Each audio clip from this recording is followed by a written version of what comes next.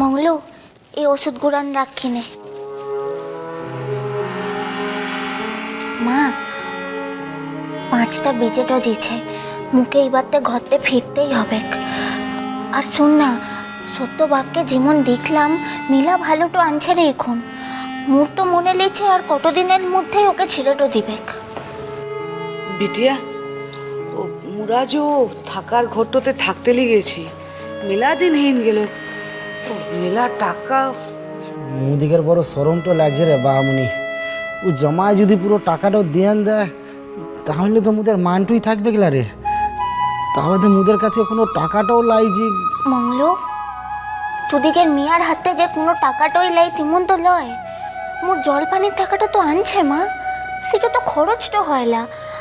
মো সেখান থেকে তোদিকের জামাইয়ের হাতে টাকাটা দিয়ে দেবো, ঠিক আছে? এ বিটিয়া, ও জামাই বাপ যা করলো, ওরের ছিলা কি বলবো, লিজের ছিলাই করে এলা। তা হইলে তো মুখে একটু কোথাও বলতে হবে মা। ওদিকের ঘরের লোকগুলার লেগে মোহ তো কম করিলাই, সেটাও তো তুই দেখবি। বাহা,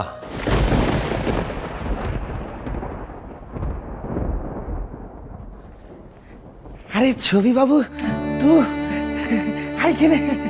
আরে তুই তো খুব ব্যস্ত মানুষ তো আনছিস রে, তারপর তো সত্যকে দেখতে এসেছিস। বলছিলাম যে সত্যকাম এখন কেমন আছে? এখান থেকে এসে তো কামটা ভালো করিস লাই বাপ। তা বাদে তোর এই ধরনের কামের লিগে যে মোর অসম্মানটা হতে পারে, মোর অসম্মানটা হয়, সেটা কি তুই বুঝতে তো পারিস লাই? একজন অসুস্থ মানুষকে দেখতে আসার মধ্যে কি আছে বাহা?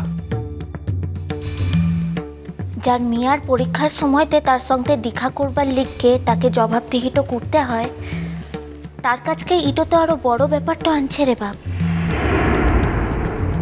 তা বাদে তোর হাতে যে সব কিছু লাই সেটা তো প্রমাণ হইন দিছে।